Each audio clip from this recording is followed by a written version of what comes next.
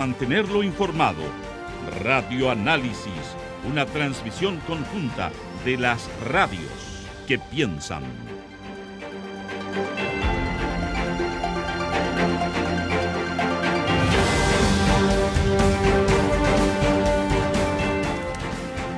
Ocho de la mañana con 35 minutos, estamos completamente en vivo y en directo acá en Radio Universidad de Chile y como les adelantaba ya están nuestros invitados, por supuesto también está la editora general de Radio Universidad de Chile a quien saludamos de inmediato para comenzar este panel. Montserrat Rolano, ¿cómo estás, Monse? Buenos días. Buenos días. Bien, acá estamos con la voz un poquito afectada así por el resfrío, pero aquí estamos. Sí, ¿no? Ahí va, cosas de la época.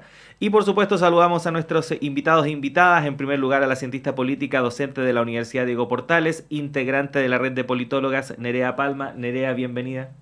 Hola, ¿qué tal? Encantada de estar acá nuevamente.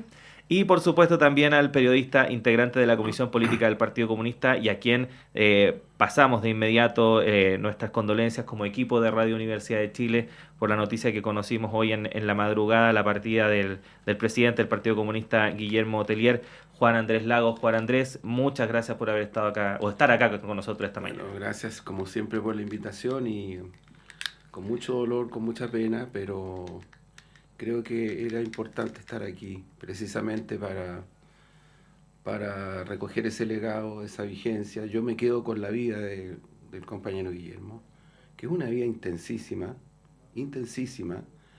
desde su juventud, desde sus luchas, desde haber estado prisionero político durante 6 meses en la Academia de Guerra, donde fue torturado brutalmente. Pervivió de esa tortura, estuvo en un campo de detención, nunca abandonó Chile y siguió luchando desde la clandestinidad. Y fue un internacionalista también muy importante en la solidaridad con las causas nobles y justas, particularmente de toda nuestra región. Y luego fue un compañero que junto con otras y otros, Bolodia, primero secretario general, luego Gladys, abrieron camino y se ha abierto camino a un proceso que está en curso, del cual él protagonizó como presidente del partido.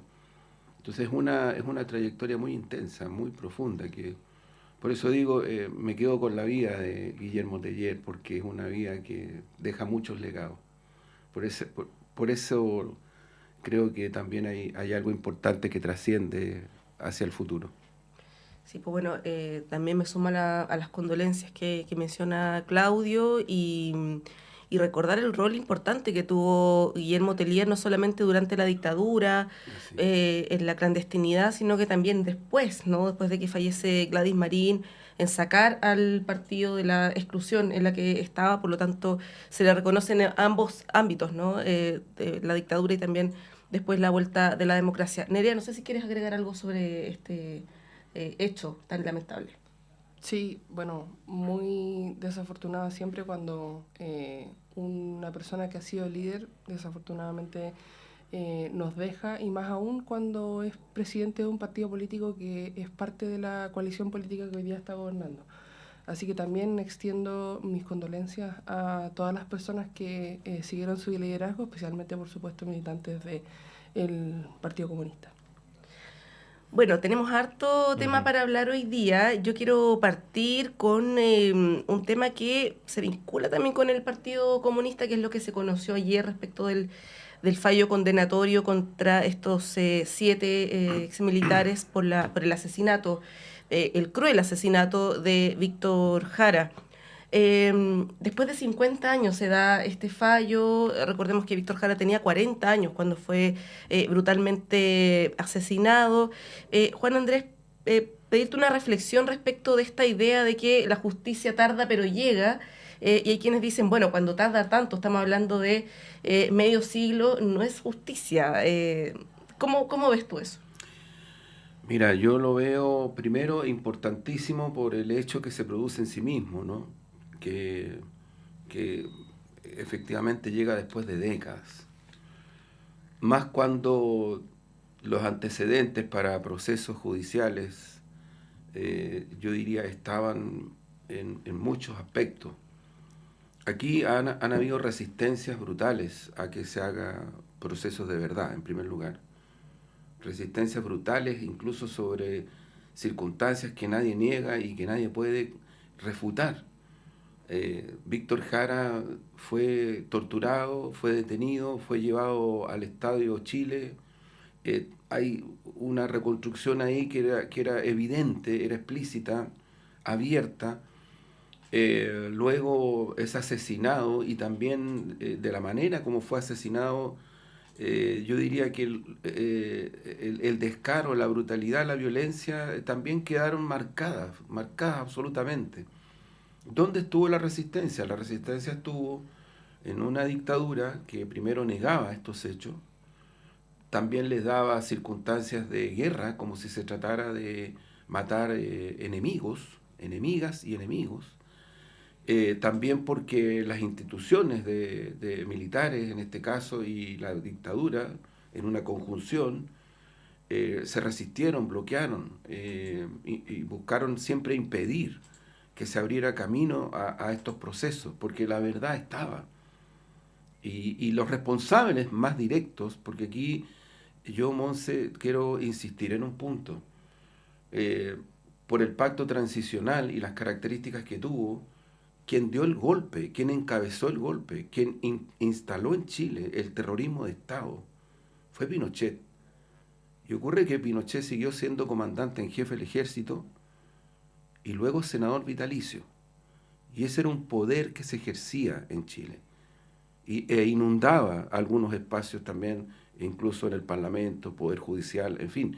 Entonces yo me recuerdo a comienzos de los 90 que había situaciones terribles porque el Poder Judicial estaba mirando, observaba y reaccionaba en función no de los procesos y de las investigaciones, sino que reaccionaba en función de lo que ocurría desde el punto de vista de estos actores políticos tan brutales como Pinochet y otros y otras civiles que fueron parte de esta dictadura. Entonces creo que llega tarde, Monse, la justicia, llega muy tarde.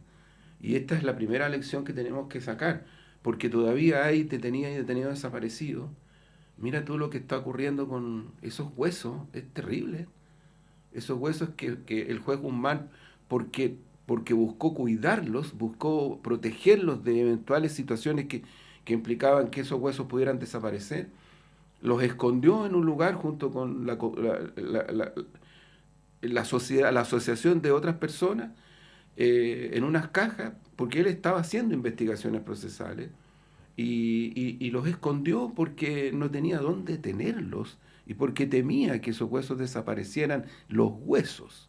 Estamos hablando de, sí, creo que son como 40 o 50 cajas. El otro día se dio un reportaje. Entonces, ese tipo de situaciones nos debieran estremecer, porque cuando ocurren este tipo de circunstancias, entonces tú dices, bueno, el presente referencial y el futuro, no solamente hay una deuda, sino que está en cuestión. O sea, un país que no tiene la posibilidad de hacer justicia y verdad, y no solamente reconstruir, sino que asentar cuestiones tan básicas de pervivencia como estas, a propósito de Víctor Jara, es muy difícil construir un futuro de esta manera, y es muy difícil que las cosas no se vuelvan a producir. Es muy difícil.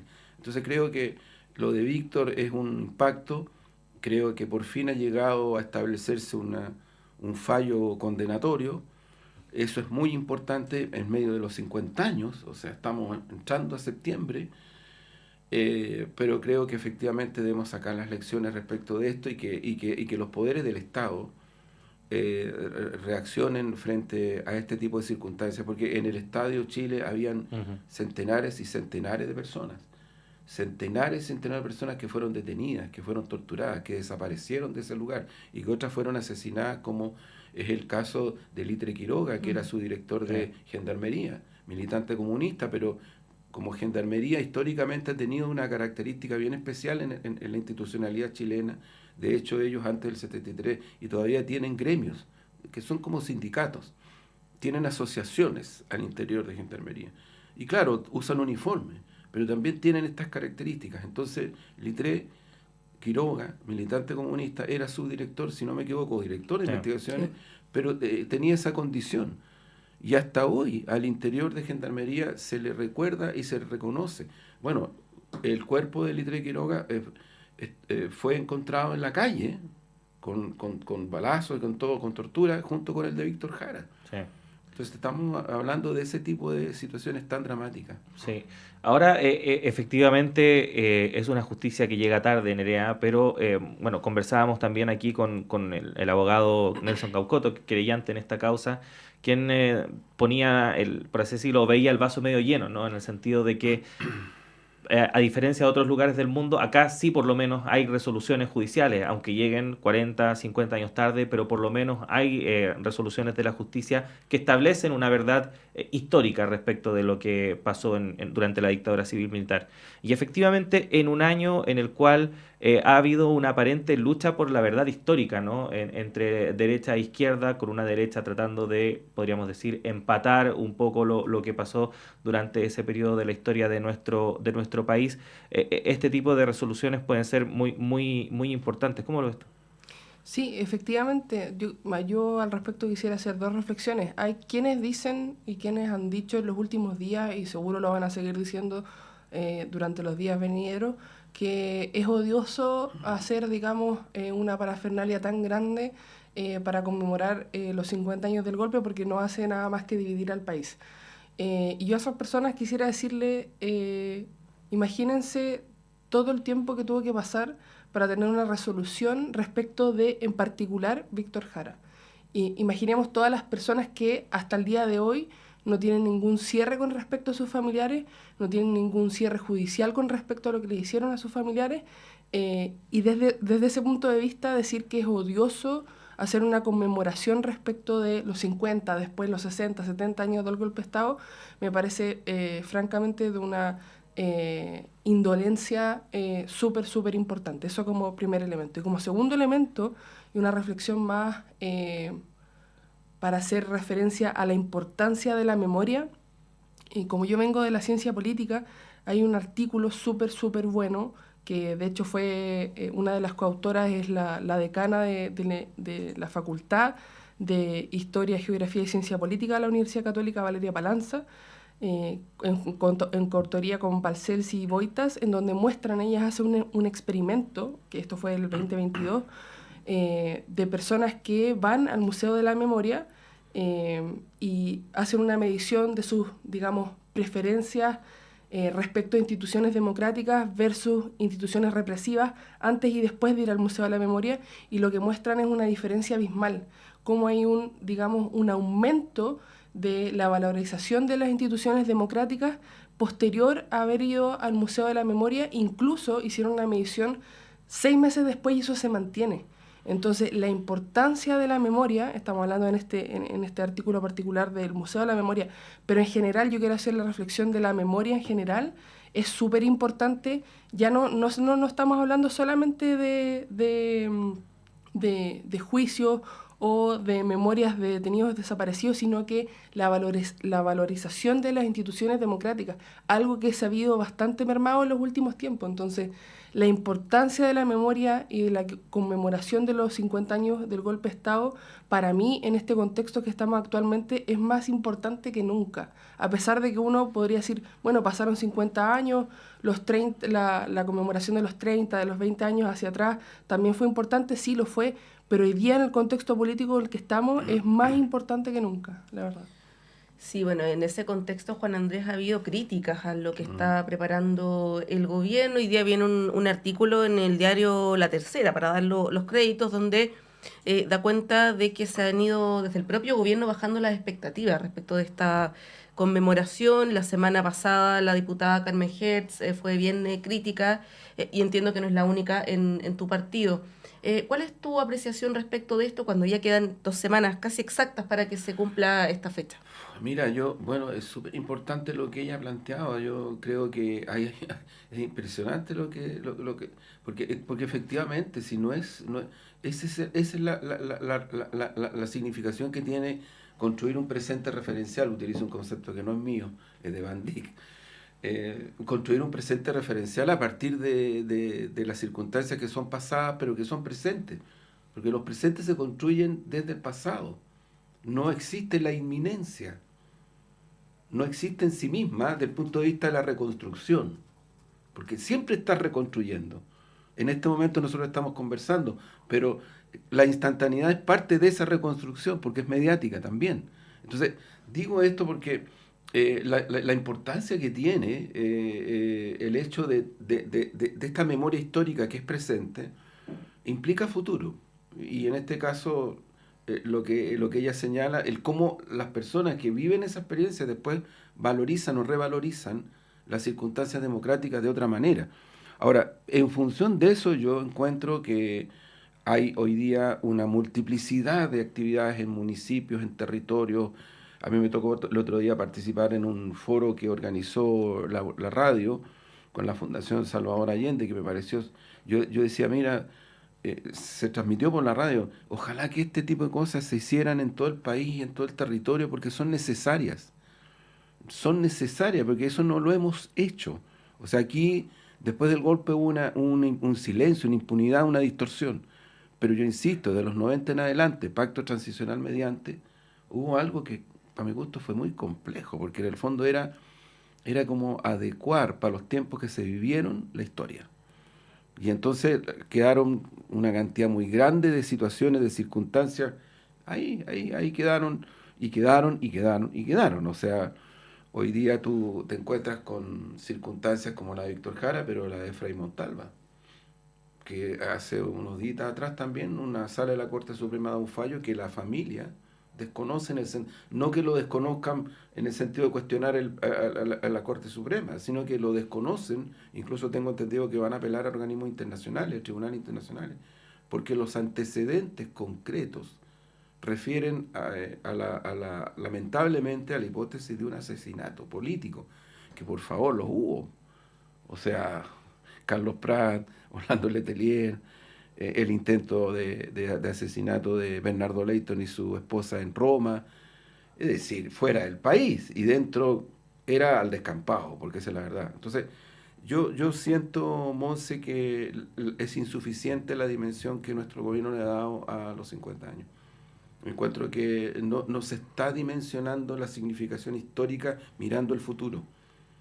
Y creo que lamentablemente, más que una oportunidad, yo diría que vamos a quedar un poco, como decía Gabriel Valdés en una entrevista, como muchas cosas que pasan en Chile, todo es a medias. Ahora, Entonces eso es complicado. Eso, Juan Andrés Nerea, ese rol del gobierno, porque hace tiempo que se están organizando actividades por parte de los partidos políticos, de organizaciones, la Fundación Salvador Allende, de la sociedad civil. Es un rol del gobierno que tiene que garantizar un tono quizás un poco más de unidad nacional, por decirlo así, tener una actividad de ciertas características, que es lo que se le está pidiendo. También hay medios de comunicación que están haciendo la pega, creo yo. Televisión Nacional, por ejemplo, ha tenido varios especiales respecto al tema, como generando memoria, ¿no?, histórica, que es súper importante para un medio de comunicación. Y ahí la pregunta que surge es si es que es rol del gobierno hacer esta conmemoración, ¿no? ¿Cuál es tu posición? Sí, yo también creo que el rol de los medios de comunicación es tremendamente relevante. Un panel en el que yo participo en el canal 24 Horas, justamente Televisión Nacional de Vía Pública, no hemos tenido este panel de conversación porque han habido invitados que han estado, digamos, haciendo reflexiones respecto de los 50 años del golpe de Estado. Me parece que es lo mínimo que un canal, en este caso nacional, debiese hacer. Pero sí creo que el liderazgo, y no únicamente, sino que el liderazgo de la conmemoración de los 50 años del golpe de Estado sí debiese estar, digamos, por parte del gobierno, pero también por el gobierno que tenemos actualmente. O sea, estamos ante un gobierno que tiene una coalición donde está el Frente Amplio con sus partidos políticos, el socialismo democrático y también parte del Partido Comunista. Entonces, o sea, digamos, es parte del Partido Comunista. Entonces digo que esa coalición completa me parece a mí, que tiene bastante que decir respecto a la conmemoración de los 50 años del golpe de Estado.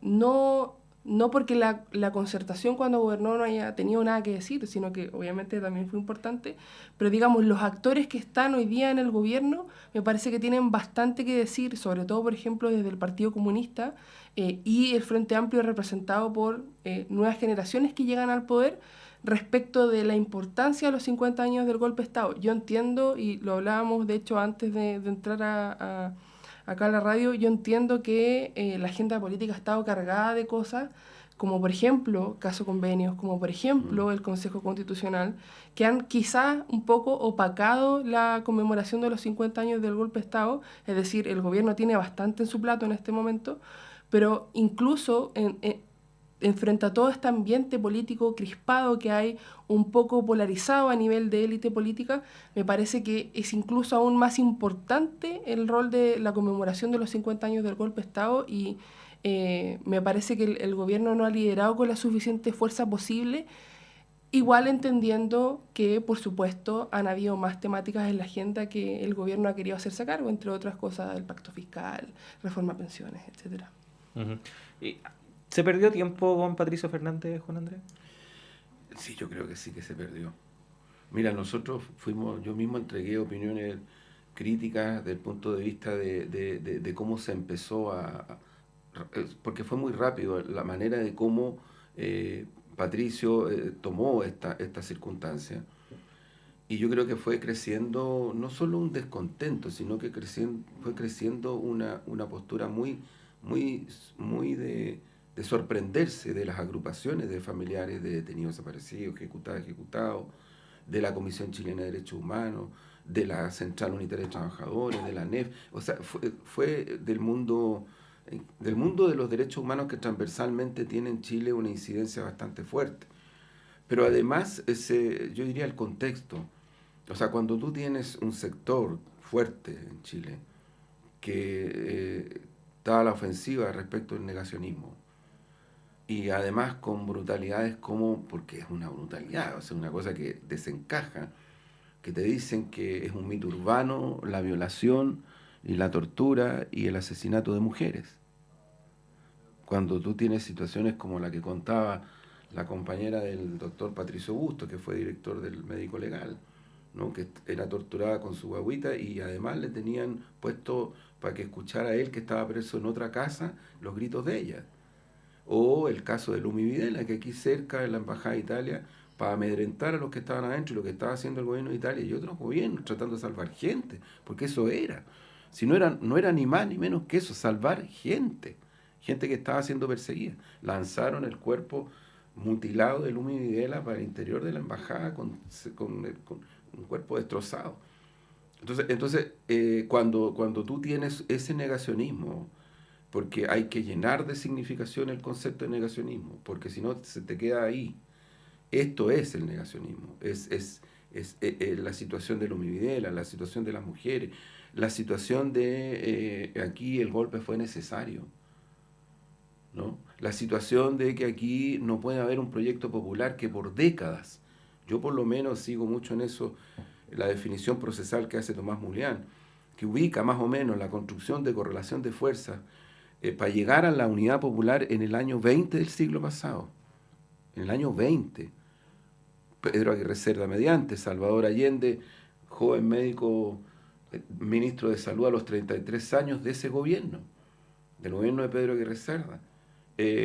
Constitución del 25 mediante, 10 días de la República Socialista que encabezó, entre otros, Marmaduke Groy, de ahí emerge el Partido Socialista de Chile, revueltas obreras y populares, y sigue, reformas al Estado, luchas sociales, pero masacres, pues, y intervenciones militares, porque todo ese proceso, por décadas, se intentó detener con masacres, con represiones, y se llega a la unidad popular. Entonces, hoy día lo que tú tienes, que hay un sector que claramente, y yo no sé si es solo la derecha, a mí me preocupa esa parte, quiero decirlo con mucha responsabilidad. No sé si es solo la derecha la que en este momento entra a cuestionar la viabilidad en un Estado constitucional democrático, como lo dijo Allende en el discurso del 11 de septiembre, que haya un proyecto popular de izquierda que tenga como objetivo el socialismo y que no puede ser posible. no puede ser posible porque no. Entonces uno dice, a ver, porque ojo que cuando la CIA interviene en Chile y matan al general Schneider, lo hacen para tratar de provocar una reacción del ejército. Pero Schneider era un general constitucionalista, tenía doctrina. No era un militar así en abstracto, tenía una doctrina que la sigue Prat y que la siguen otros militares. La expresidenta Bachelet acaba de leer, no sé si han visto un video, de generales y oficiales de la Fuerza Aérea. Mendoza asume la dirección de Carabineros después que prácticamente el alto mando entero de Carabineros da un paso al lado, el 11 de septiembre. Entonces, digo esto porque creo que cuando se habla de la viabilidad democrática, tal cual como lo dice Allende el 11 de septiembre, cumplí con mi deber, respeté la ley y la Constitución vigente, en esos marcos me quedo en la moneda, de aquí no me sacan. En esos marcos el proyecto popular tiene la vigencia que tiene en una democracia real y no a medias, como decía Gabriel Valdés. Porque ¿me entiende? Porque si no, ¿qué es lo que es? O sea, es democracia en la medida en que tu proyecto de tu habitación y eventualmente con diferencias con otros, pero con matices. Pero si llega otro proyecto, que es un proyecto totalmente distinto, cualitativamente distinto, en construcción, en doctrina, en propuesta económica, en cultura, no, hasta ahí llegamos con la democracia. Sí. Yo diría que ahí hay un punto... Sí, bueno, este tema da para largo, pero nos tenemos que ir a una pausa cuando ya son las 9 en punto. Vamos a un corte y volvemos en unos minutos.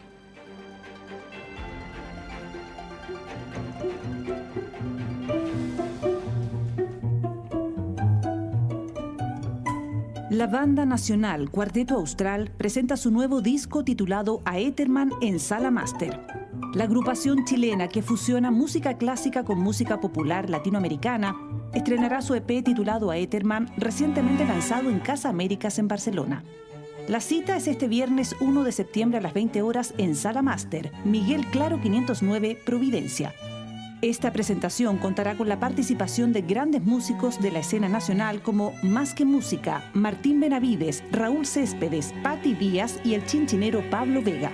Los encargados de abrir el show serán el dúo de música de raíz Camila y Silvio. Los dejamos invitados este viernes 1 de septiembre a las 19:30 horas a disfrutar los sonidos del Cuarteto Austral en Sala Master, Miguel Claro 509, Providencia. Entradas a la venta en Ecopaz.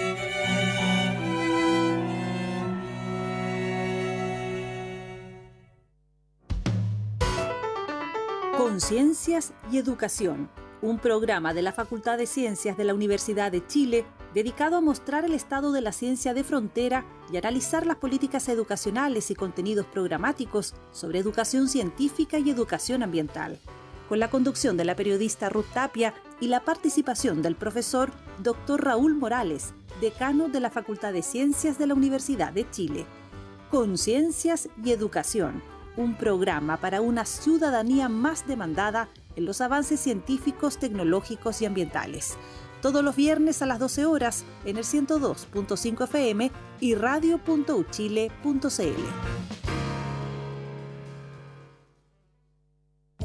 Hola, soy el periodista y locutor Luis Hernán Schwaner y quiero invitarles a compartir cada viernes a través de Radio Universidad de Chile el Último Café. El Último Café, cada viernes a las 22 horas en Radio Universidad de Chile, 102.5 FM y en nuestra señal online en www.radio.uchile.cl.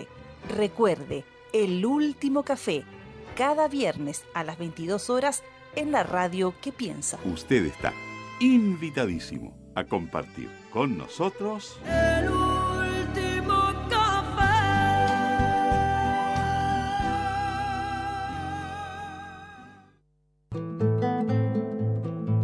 Hola, soy Luis Mesina y les quiero invitar a todos y a todas para que sintonicemos todos los días viernes de 16 a 17 horas en Radio Universidad de Chile el programa Debate Social, donde estaremos discutiendo, debatiendo, conversando con amigos y amigas sobre la realidad nacional, especialmente del mundo social. Así que quedan todos invitados e invitadas a escucharnos.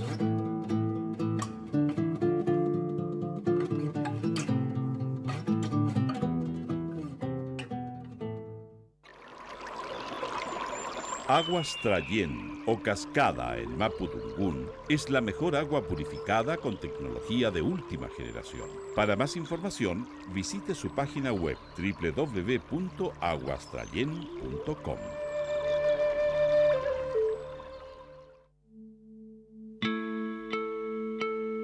Radio Universidad de Chile, a 50 años del golpe militar. Educación para la democracia. Comprometidos con la memoria y los derechos humanos.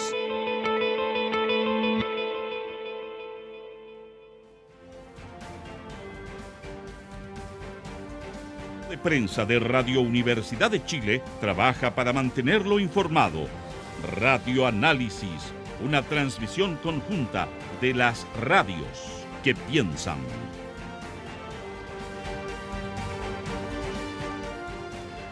Regresamos a esta primera edición de Radio Análisis. Son exactamente las 9 de la mañana con 6 minutos, completamente en vivo y en directo a través de todas las plataformas de Radio Universidad de Chile, de la red de radios que piensan y el canal de televisión UChile TV, que puede sintonizar en todo nuestro país a través de la señal abierta digital. De vez en cuando iba apareciendo en nuestro GC, en la wincha de abajo, todas las señales en las cuales usted puede sintonizar UChile TV, y también aparecen en la red de radios que piensan, para que esté ahí al tanto de dónde nos puede escuchar, Monserrat. Sí, bueno, les queremos proponer para este bloque conversar un poco lo que está pasando en el Consejo Constitucional. Ayer empezaron las votaciones. Se esperaba que hubiera discusión, ¿no? Confrontación de puntos de vista, pero lo que ocurrió fue más bien lo contrario. Algunos lo prevían también, ¿no? De que Republicanos se iba a aliar con Chile Vamos para pasar máquina, en el fondo, que es lo que se está acusando. Ayer varios consejeros del oficialismo plantearon esto, que en el fondo la primera señal que da la derecha es que se quiere llevar la pelota para la casa.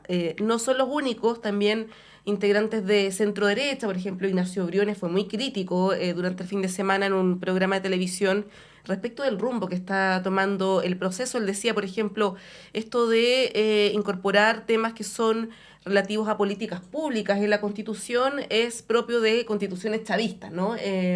Lo decía a propósito también de las críticas que él mismo hacía del proceso anterior. ¿Cómo ven lo que está pasando? Ayer se aprobaron varias enmiendas con la mayoría de republicanos y de Chile Vamos, de las que destacan o generan quizás más ruido. Es la que tiene que ver con la cueca, ¿no? Con el respeto a las tradiciones patrias y también el tema del rodeo. Yo no sé si es que existe alguna constitución donde esté consagrado, por ejemplo, el baile nacional, el rodeo, y que te obligue de alguna manera a respetarlo, ¿no? Llama mucho la atención. Yo escuchaba en la mañana a Beatriz Evia en una entrevista radial donde ella decía, bueno, más que los acuerdos, porque al principio, no sé si lo recuerdan, Republicano estaba con este tono de los acuerdos, de llegar a acuerdos, y ella decía, más que los acuerdos, lo que nos interesa a nosotros es tener una constitución que represente al país, dando cuenta como de que este sentido común mayoritario iría por el lado de los republicanos. Da la sensación que esa es la hipótesis, ¿no? ¿Cómo lo ves? Sí, yo lo dije también en otro lado. Yo creo que la tentación de la derecha en general, en este caso de republicanos, de no llegar a acuerdos, sino que buscar los votos que sean necesarios dentro de su sector para ir aprobando ciertas temáticas que a ellos les parecen relevantes, era demasiada. Creo que lo mismo pasó en la Convención Constitucional pasada. La tentación por ir aprobando elementos que a ellos les parecen clave es demasiado grande cuando tienen los votos. Y me parece que es un error tanto en este Consejo Constitucional como en la Convención Constitucional pasada. ¿Desde qué punto de vista? Desde el punto de vista que para que se pueda aprobar una Constitución debe haber un acuerdo transversal, no solamente a nivel de élites políticas que son claves para tener los votos, sino también a nivel de ciudadanía. Y lo que vemos hoy día en la ciudadanía es algo, digamos, tremendamente relevante para el futuro de este futuro borrador también, valga la redundancia. Porque lo que nos ha mostrado la encuesta CADEM semana tras semana, con todas las limitancias metodológicas que tiene la encuesta CADEM, es que la mayoría de las personas está por rechazar, a pesar de que todavía no hay nada escrito, este actual proceso constitucional.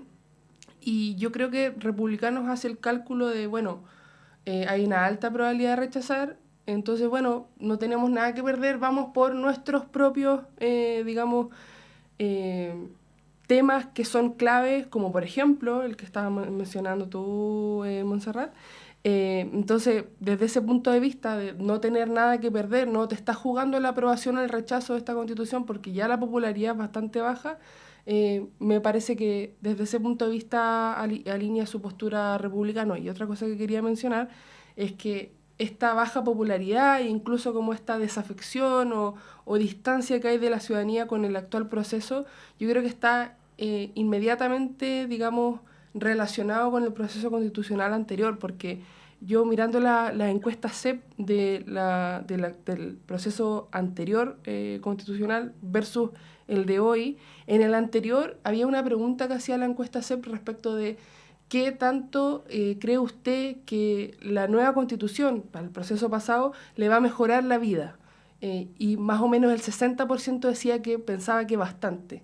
Versus la misma encuesta CEP, pero para el nuevo proceso constitucional, y esa misma pregunta, la tasa de respuesta positiva es como del 20-16%. Es decir, hay un desencanto por el proceso constitucional que fracasó en el pasado respecto al actual. Entonces a mí me parece que si la ciudadanía no conecta porque no cree que le va a cambiar la vida, el Partido Republicano no tiene nada que perder intentando imponer su visión en este proceso. Uh-huh. Ese punto es interesante, Juan Andrés, porque efectivamente lo que uno ha visto estos últimos días es que el Partido Republicano le está hablando a su nicho. De hecho, José Antonio Cast, cuando dice que si no le aprueban sus enmiendas va a llamar a rechazar, no está llamando a la unidad ni tampoco que el Partido Republicano encabece el proceso de que se apruebe finalmente esta nueva constitución. Siento que ya la están dando un poco por votada. Y como decía Nerea, es tan grande el nivel de desafección que al principio uno decía que el Partido Republicano se la tiene que jugar porque aquí está en juego su credibilidad y su gobernabilidad. Pero si la gente no está interesada en el tema, tampoco le va a importar si es que el Partido Republicano lo hizo bien o lo hizo mal. No va a haber una mayor reflexión en ese sentido. Pero lo que llama la atención es la actitud porque uno pudiese esperar eso del Partido Republicano, pero lo que llama la atención es la actitud de Chile Vamos, porque, por ejemplo, lo del rodeo no se aprueba solo con los votos del Partido Republicano, se aprueba también con los votos de Chile Vamos, y ahí uno dice, aquí está apostando Chile Vamos, por ejemplo. ¿Cómo lo estás viendo tú, Andrés?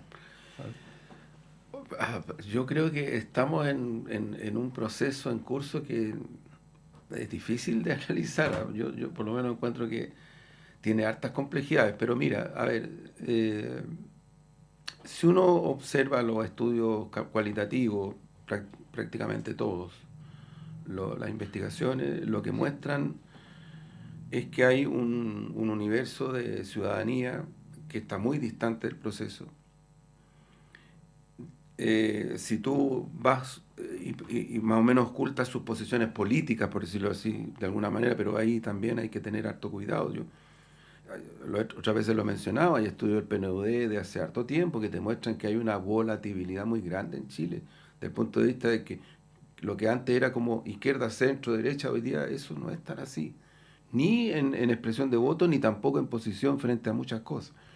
Pero incluso si lo llevas a eso, tú te encuentras que hay una universalidad de ciudadanía que, sintiéndose más de izquierda, sintiéndose más de derecha, sintiéndose más de centro, sintiéndose muy lejano de las tres cosas, igual están distantes del proceso. O sea, hay un universo de ciudadanía muy diversa que está muy distante del proceso. Yo creo que a la élite le llamó la atención que haya aparecido en una investigación más o menos importante y significativa, que para la ciudadanía en Chile fue muy importante el estallido. Ahora, después vienen las interpretaciones.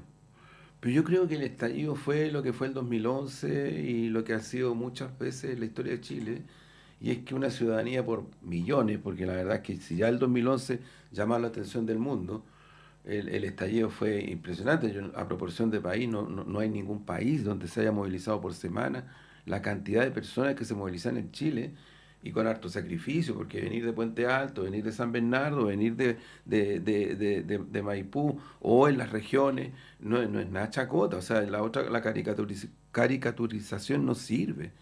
¿Y por qué se expresaba esa ciudadanía? Yo creo que con mucha diversidad, salarios, viviendas, pensiones, salud, educación, o sea, cuestiones mínimas. Entonces las reinterpretaciones posteriores, que son legítimas, yo diría, en vez de ubicar esa centralidad, empieza a haber todo un juego, incluido republicano. Y yo creo que lo que está haciendo republicano ahora y la derecha, toda la derecha, es mirar el escenario en función de sus aspiraciones presidenciales y gubernamentales, que las tienen y cada día que pasa son mayores. Porque la verdad es que también es un dato de la realidad de que la derecha en este país ha ido creciendo de una manera muy significativa desde el punto de vista electoral y del punto de vista de su incidencia política, ¿no? Por varias causas, pero es así. Entonces, yo creo que ahí hay una situación que transcurre, que es compleja. Mi impresión es que la disonancia es real, porque tampoco republicanos ni la derecha están por enfrentar este tipo y resolver este tipo de situaciones. Al contrario, ellos están por constitucionalizar la ISAPRE, la AFP. Entonces, ¿me entiendes? O sea, hay una situación muy compleja que yo creo que expresa una ciudadanía con toda su diversidad, insisto, con toda su diversidad, que va por un camino, va por un torrente, y fuerzas políticas que tienen disonancia de distinto orden, pero que las tienen respecto de esta ciudadanía. Y siento que es un tema que a veces se expresa en descontentos sociales, a veces se expresa en organizaciones sociales, movilizaciones, otras veces no necesariamente en movilizaciones, se expresa en la votación.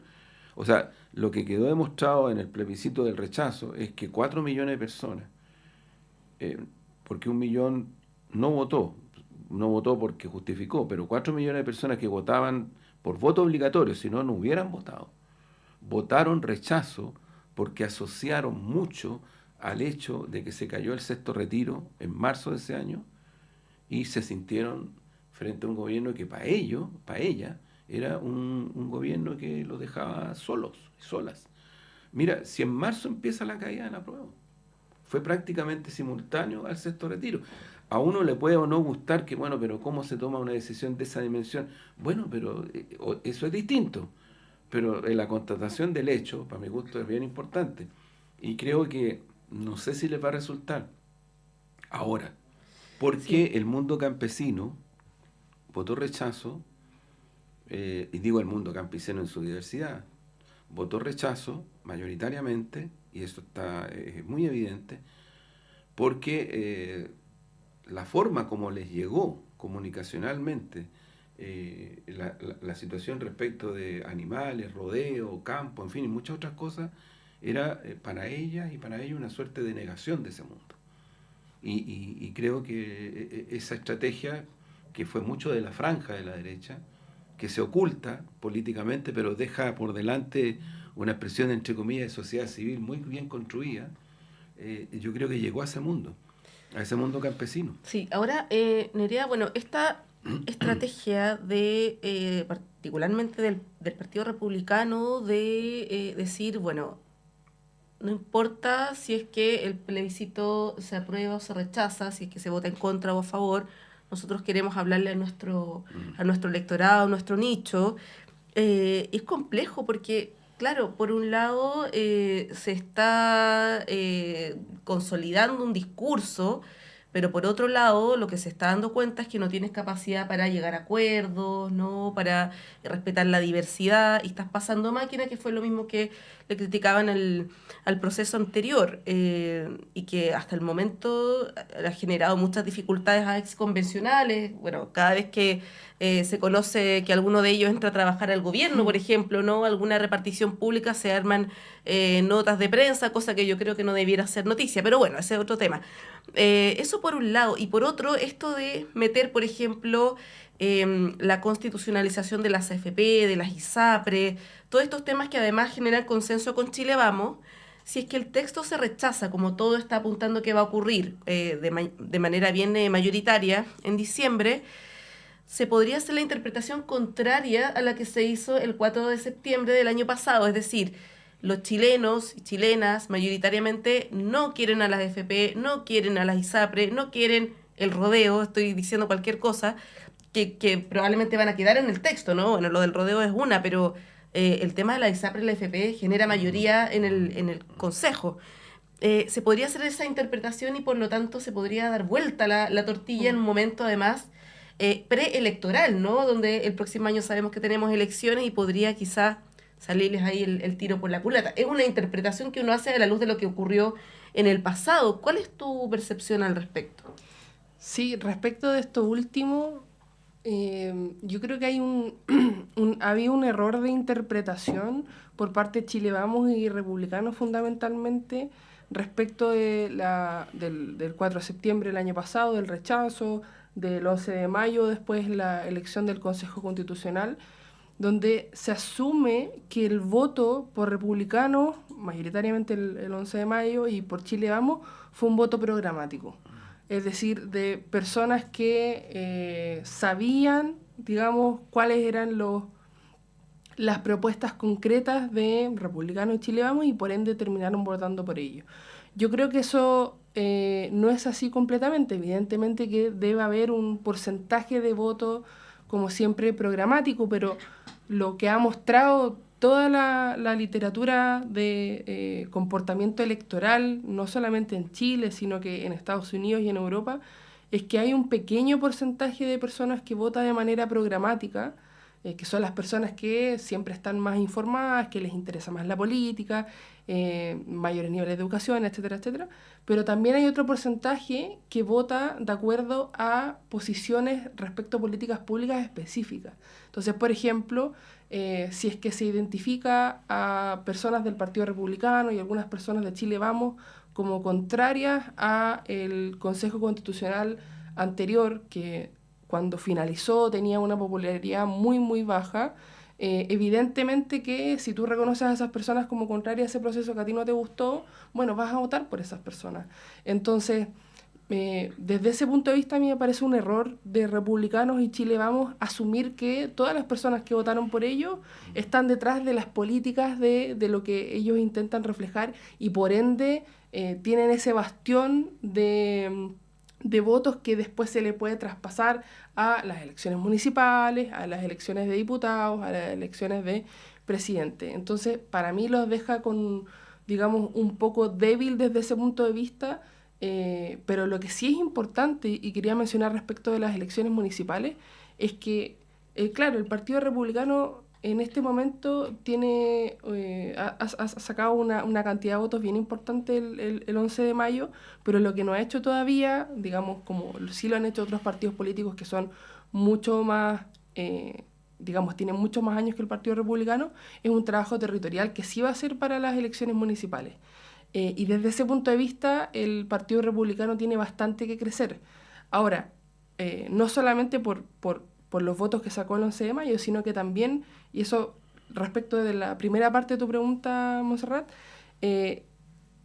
lo que hace el Partido Republicano, como, digamos, haberse salido de la UDI, un sector, ¿cierto?, de republicanos viene de la UDI, es hacer este discurso que Chile Vamos, la UDI en particular, no refleja realmente este sentir de derecha, y es lo que vendría siendo lo que ha dicho en Vox, Abascal, que es una derechita cobarde. Y nosotros, entonces republicanos, somos esta derecha que realmente defiende, ¿cierto?, el sentir de derecha y está muy relacionado con símbolos patrios, está muy relacionado con el tipo de política económica y está muy relacionado, ¿cierto?, con defender los intereses de derecha de manera más extrema.